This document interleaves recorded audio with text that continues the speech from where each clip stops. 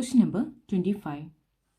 An oil drop of 12 excess electron is held stationary under a constant electric field of 2.55 into 10 raised to 4 Newton per Coulomb in Millikan's oil drop experiment. The density of the oil is 1.26 gram per centimeter cube. Estimate the radius of the drop.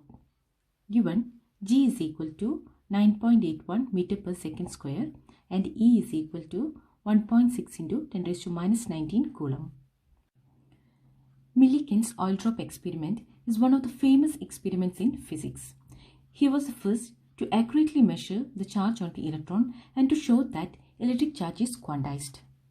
That is, charge on any particle is always an integral multiple of the smallest value of charge, that is, charge of an electron. In this experiment, a small charged oil drop is observed in a closed chamber between two horizontal plates. When a potential difference is applied to these two plates, an electric field is created within the chamber and it exerts a force on the charged drop.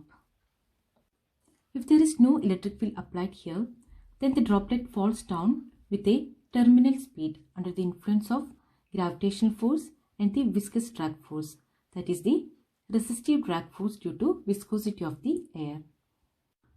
But here we applied a potential difference and it creates a electric field. Because of this electric field, a force experienced on this charged drop and this droplet starts to rise up with a constant speed. By adjusting the voltage between the plates, we can hold the oil drop stationary.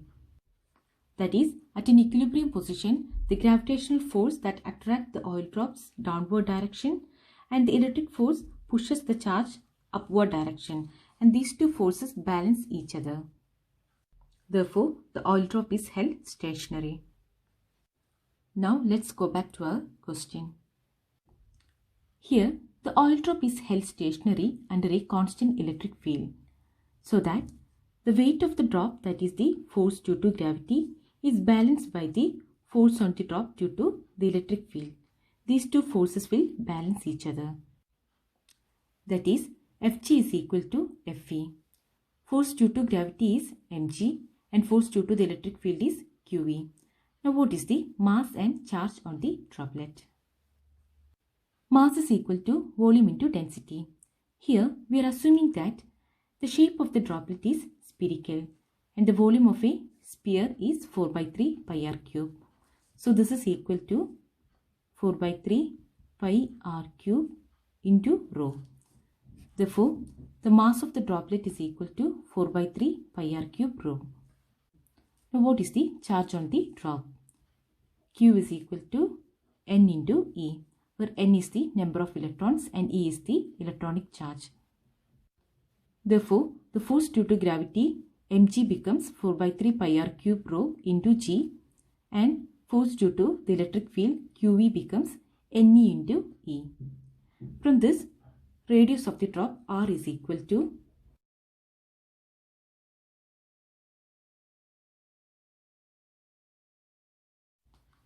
Therefore, radius of the drop r is equal to 3 NeE all divided by 4 pi rho into g all raised to 1 by 3. Now substitute the values.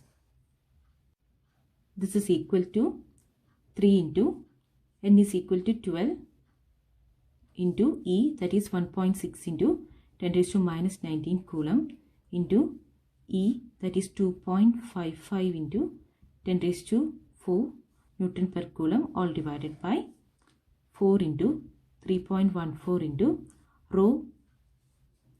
Density of the oil is 1.26 gram per centimeter cube. This is equal to 1.26 into 10 raised to 3 kilogram per meter cube. So this is 1.26 into 10 raised to 3 into G, that is 9.8 meter per second square all raised to 1 by 3. Therefore, the radius of the drop r is equal to 9.82 into 10 raised to minus 7 meter, or this can be written as 9.82 into 10 raised to minus 4 millimeter. Question number 26. Which among the curves shown in figure cannot possibly represent electrostatic field lines? In figure A, there is a conductor with positive charges and the field lines are emerges from the surface. We know that for a conductor, electric field line always be perpendicular to the surface. But here, some of the lines are not perpendicular to the surface. Therefore, this cannot represent a electrostatic field line. Figure B. According to the properties of electric line of force, the field line should always be start from a positive charge and terminates at the negative charge. But here, the electric field line starts from a negative charge and it terminates at the positive charge, which is not possible. So, it does not represent a electric line of force. In figure C, there are two positive charges and the field lines around these two positive charges shows a mutual repulsion. Also, the field lines are originating from the positive charge. So, this figure shows all the properties of the field lines, hence it represents the electrostatic field line. In figure D, the field lines are intersect each other, which is not possible. We have already discussed that in exercise question, two field lines never cross each other. So, this cannot represent an electrostatic field line. In figure E, the field lines are closed loops, which is again not possible because electric field lines always starts from a positive charge and terminates at the negative charge. If there is only a single charge, it may start or end at infinity, but it does not form any closed loops. Hence, this is not a representation of electrostatic field lines. So, in the given figures, only C represent a proper electrostatic field lines and other four figures does not show any properties of electric line of force. Hence, it cannot possibly represent electrostatic field lines. Question number 27. In a certain region of space, the electric field is along the Z direction throughout. The magnitude of the electric field is, however, not constant but increases uniformly along the positive Z direction at the rate of 10⁵ Newton per Coulomb per meter. What are the force and torque experienced by a system having a total dipole moment equal to 10⁻⁷ Coulomb meter in the negative Z direction? Given the electric field is increasing in positive Z direction, the rate of increase of electric field dE by dZ is equal to 10⁵ Newton per Coulomb per meter and the dipole moment P is equal to 10⁻⁷ Coulomb meter in negative Z direction, which means that the negative charge Q is placed at point A and the positive charge Q is placed at point B. We know that dipole moment is always acting from negative charge to positive charge. So, it is acting along negative Z direction. Now, we have to find the force and the torque experienced by the dipole.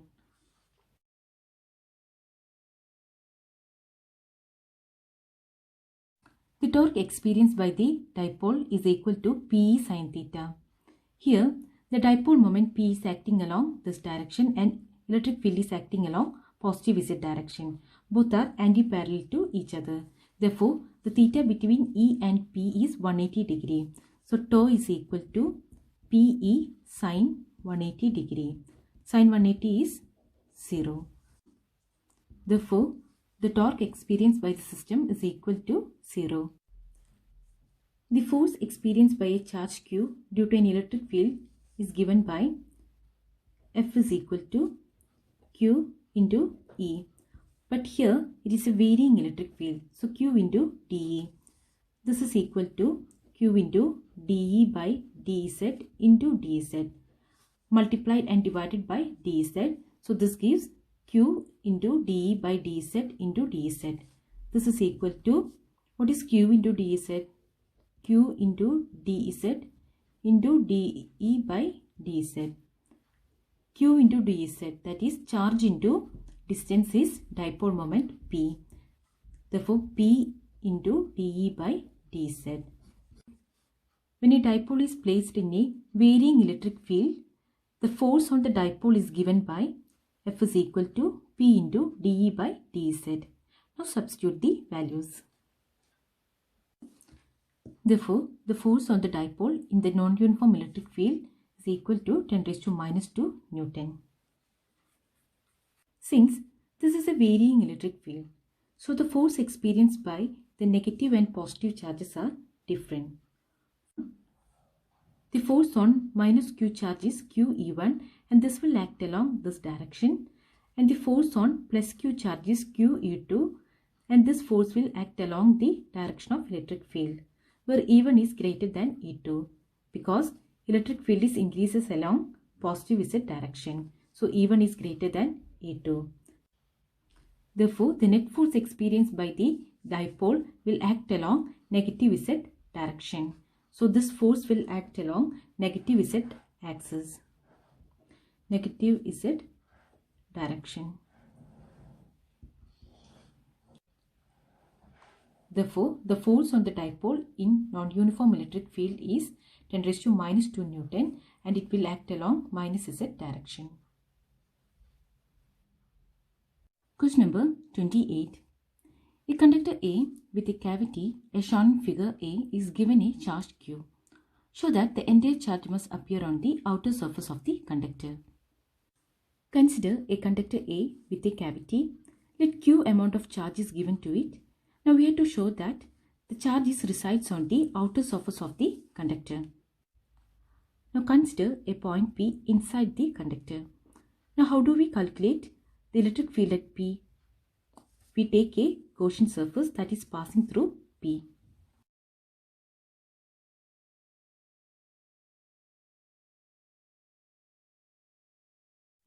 We take a Gaussian surface that is passing through P, and this Gaussian surface is lying within the conductor and enclosing the cavity. According to Gauss's law, the total flux passes through a closed surface is equal to 1 by epsilon 0 times the total charge enclosed by the surface.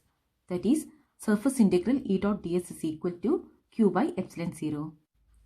Now what is E? It is the electric field at P. Now where is P? It is inside the conductor. We know that electric field is equal to 0 within the conductor. Therefore, the above equation, that is E dot ds is equal to 0 because E is equal to 0. This is equal to Q by epsilon 0. Since epsilon 0 is not equal to 0, it is a constant. It has a value that is 8.854 into 10 raised to minus 12.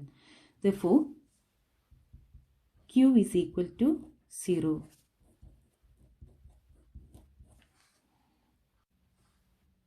Therefore, Q is equal to 0.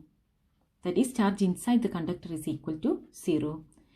If there is no charge inside the conductor, now where does the entire charge appears? The entire charge appears on the outer surface of the conductor.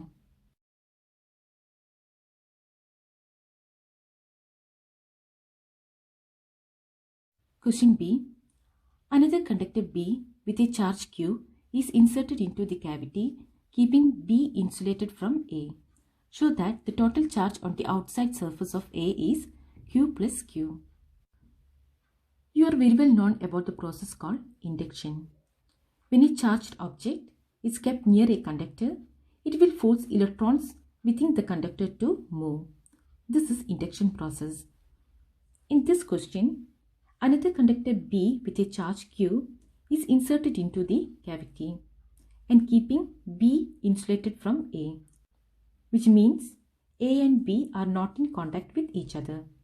So by induction, a minus Q charge will be induced in the inner surface of conductor A and plus Q is induced on the outer surface of the conductor. There is already a Q amount of charge on the outer surface of the conductor. Therefore, a total of Q plus Q amount of charge will be on the surface of the conductor. Therefore, the total charge on the surface of conductor A is Q plus Q.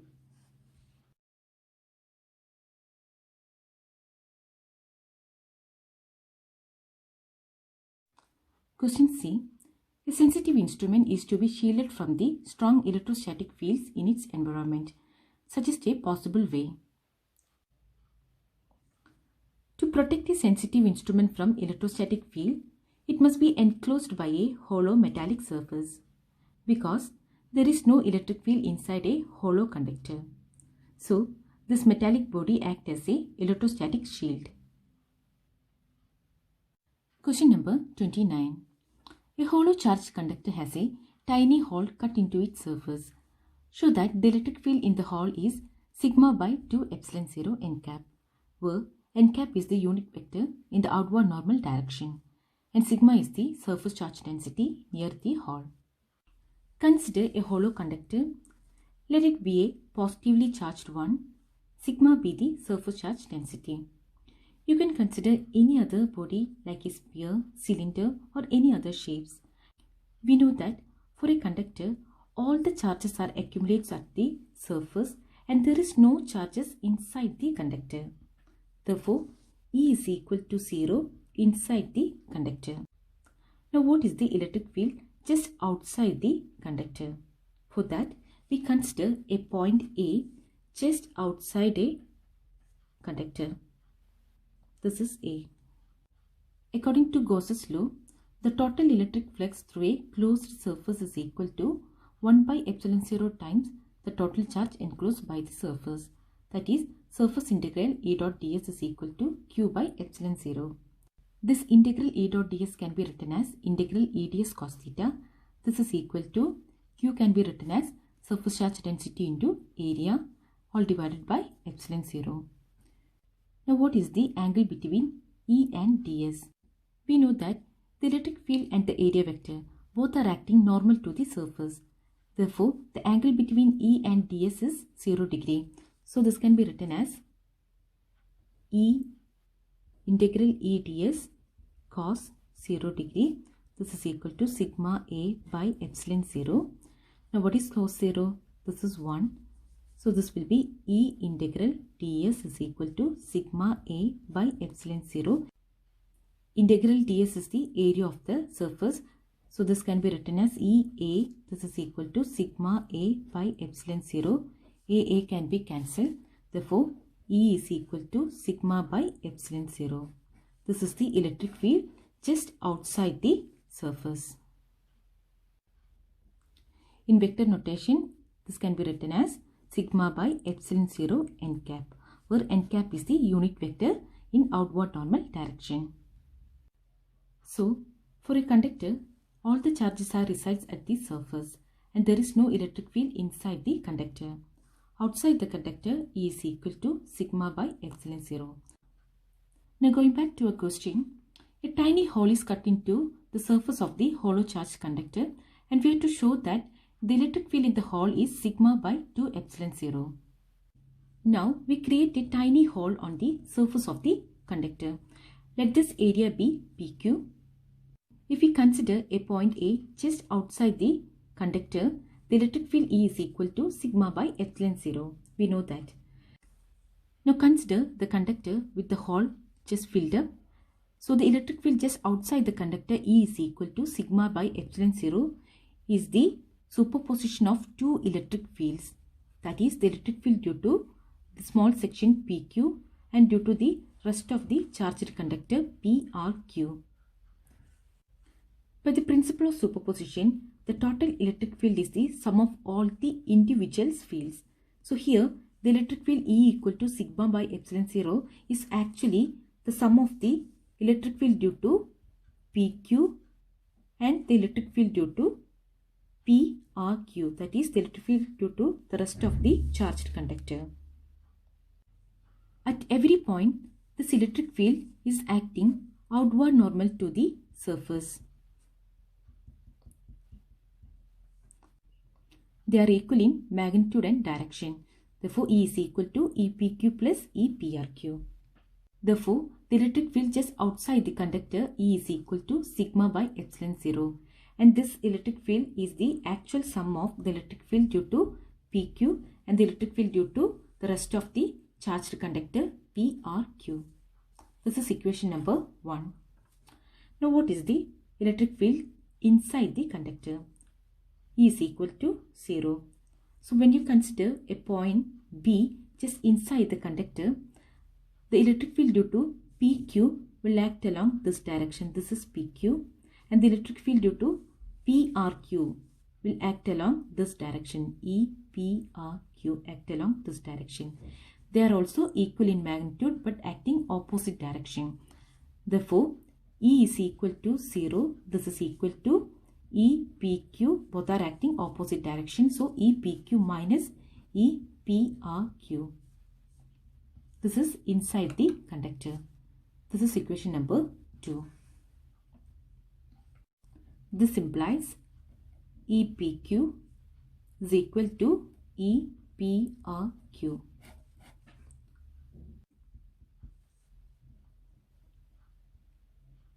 Therefore, equation 1 becomes